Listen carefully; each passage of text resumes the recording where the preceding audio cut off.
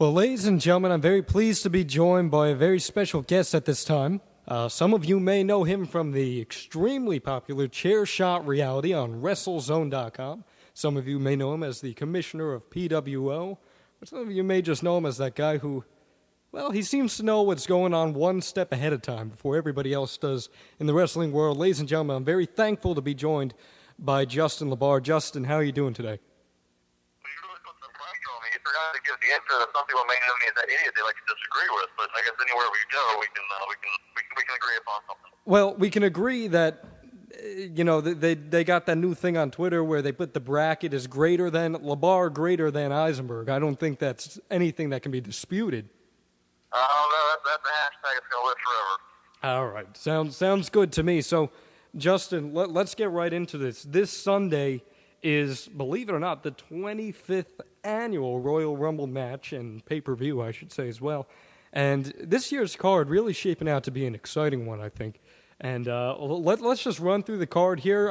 You can always, like I said, check out Justin on Chair Shot Reality on WrestleZone. There are little uploading errors today, it appears, but I'm sure that'll get sorted out. Anyway, let's go right into it. We got a triple threat steel cage match for the World Heavyweight Championship. This match may even open up the pay-per-view, which is kind of odd. I mean, even though that did happen at WrestleMania last year. Why don't you give us some of your thoughts for this match? Well, first of all, I got to say, from a fan standpoint, it's exciting to see Daniel Bryan in the main event, or in one of the world title matches at the Royal Rumble, and holding the title, nonetheless.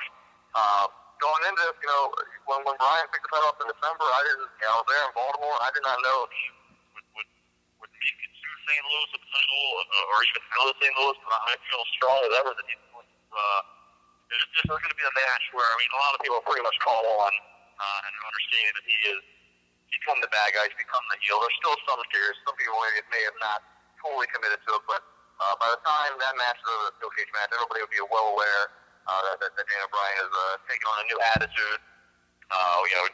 Mark Henry seems to be banged up even more so than what he already was. Yeah.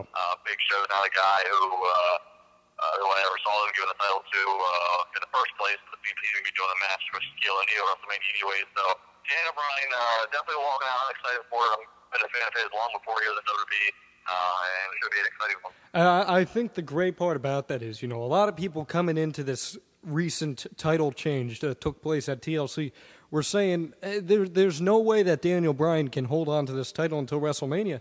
You put him in this triple threat match, not only is he going to go over two gigantic monsters in all likelihood, he's going to prove himself to be quite the legitimate competitor, and I think his mic work has undoubtedly improved at least a little bit. And it really is exciting to have the idea that maybe Daniel Bryan could be heading into WrestleMania as the World Heavyweight Champion. Do you think this is something that's going to happen? Every day that goes on, I get closer and closer to believing that could happen. I said back in October or November when the typical who's going to win the Rumble speculation began, I had said back at that point that I could see the WWE title match being a straight-up one-on-one match at WrestleMania, and that the World Heavyweight Championship match, I thought it should be a triple threat or a fatal four-way. I thought there were so many different guys that all are like hitting into that potential, that are all on the rise in their career. They all, I thought that would make an interesting situation in the World Heavyweight Championship picture at WrestleMania. I do think he's going to go to WrestleMania as a champion. I say that now. Unless I see something Sunday night at the Royal Rumble, unless I see something with somebody else that makes me believe they picked up off of Bryan beforehand, like the February review. But more and more, every day that goes on, I believe that Daniel Bryan will be carrying that strap into Miami. There you go, Justin LaBar saying it. Every day he gets the bigger feeling that Bryan will be champion. It may happen. We still got the Elimination Chamber pay-per-view.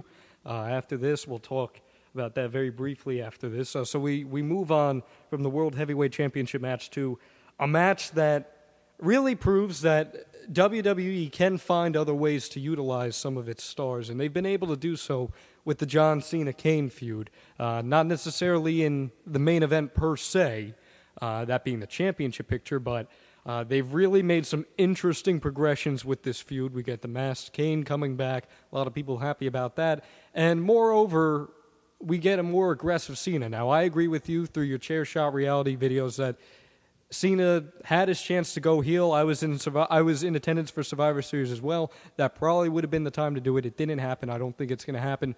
Do you think we see this more aggressive John Cena going forth, and do you think he does end up walking away at the Royal Rumble with the victory? More good for John Cena. I think he does get the victory. I know some were skeptical of whether or not we'd get a definition, whether or not they would let either man, more specifically, get beat clean. But I think John does get the win. I just, he's getting ready. He's going to obviously segue, very soon, and we don't know how soon necessarily, right into his this feud with The Rock at WrestleMania. So I can't see obviously John Cena losing at all. So either use some type of a draw or no contest, or Kane being beat. I think in order to have the kind of finale, I think they will let Cena beat Kane. Obviously, it's not going to, they're going to make Kane look as good as possible. Right. It's going to take, we've seen John Cena drop 19 hairs on weight bears in the past. We've seen John Cena, we use duct tape. We've seen John Cena use forklifts. I mean, they're going to come up with something creative that puts John Cena over, but also makes Kane look strong. But I think that we get the ruthless aggressive John Cena, and he will finally get his win over Big Red Machine. Now, where do you think they go with Kane from here? Because, he was thrust right into a feud with arguably the biggest star in the company. What do you think they do with him from here on out? That's a great question. That might be one of the biggest mysteries for, real hardcore wrestling fans. Going through Mania, we all have a lot of speculation and at least one or two opponents for, guys like the Taker or CM Punk and what have you. But Kane really is a guy who came back, as you said earlier. Everybody's pretty happy with the mask being back on and his old kind of personality back. But I have no clue what he does. I had said right when he came back in December, I said maybe him over Triple H would be kind of cool, just because you haven't really ever seen that at a big stage like Mania. Yeah. Triple H is the one that helped. That was part of making Kane take over the match originally back in 03. Yeah, I know there's some viable reason to happen. I don't think that's going to happen at all now. I don't know what Kane does. I honestly don't. Again, it's going to be one of the things after the Royal Rumble plays out, and we start trying to do process of elimination. Maybe we'll get a better guess. Absolutely, and that's a very logical belief there. And maybe we'll see him in the world championship picture. Maybe we won't. Maybe we'll see him continue with Cena. Not so sure, but at some point they're going to have to start building towards the match with The Rock at WrestleMania. We can't forget. I don't know if this is the right thing to do, but obviously from a creative standpoint, this would certainly make all the sense at the current point, which is he just took Zack Ryder off of TV for what's going to be an extended period of time. Ryder should be back, and I would imagine they would let him be back in time for a WrestleMania match. I don't know. Right now, in my mind, it doesn't really seem that all that attractive for either person, Ryder or Kane. But that certainly could be an extra strategy they need to find something. It could. Kane versus Ryder. Absolutely. A Kane-Ryder feud would certainly be out of left field in terms of, wow, a year ago, who would have seen these two guys feuding? But, as you said, this picture is wide open heading into these next 2 months, and we don't really know what we're going to get. But one thing we do know we're going to get is a very, very interesting WWE Championship match tomorrow. Vicky Guerrero and Jack Swagger banned from ringside as CM Punk takes on Dolph Ziggler with John Laurinaitis as the special guest referee. Laurinaitis originally said he'd screw over Punk. Then he gets a little message from the board, who has been making quite a few appearances in the past 6 or 7 months on WWE television, says, hey, if you screw him, we're going to have to reevaluate your job. Triple H is coming back on TV next week. So how is this going to play out? Because I think that little plot twist really changed things up here. Yeah, with Triple H coming back on Monday for Raw with a formal job evaluation of Laurinaitis, it certainly sort of changes your predictions and how you think of things. I do think, first and foremost, I do think CM Punk will leave as champion. I don't have any question about that.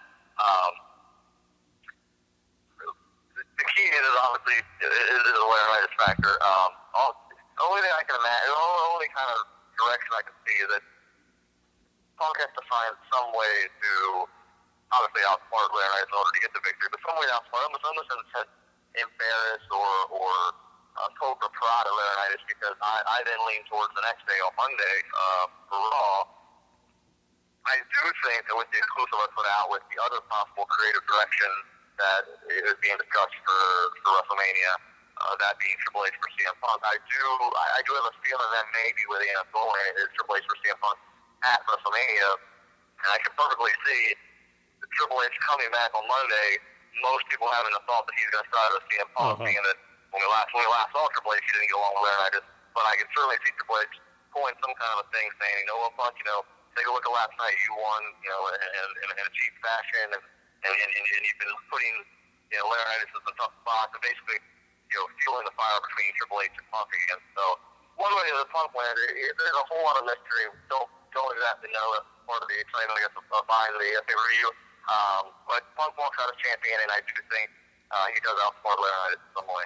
Yeah, and I want to talk about that exclusive that you said. You did say Triple H versus CM Punk, and then eventually Undertaker versus Chris Jericho. Now, as far as the Punk thing goes, and this kind of good lead into the actual Royal Rumble match itself, this year they're talking about how this Royal Rumble match is different. Every superstar, they made very clear to stress that, every superstar is eligible.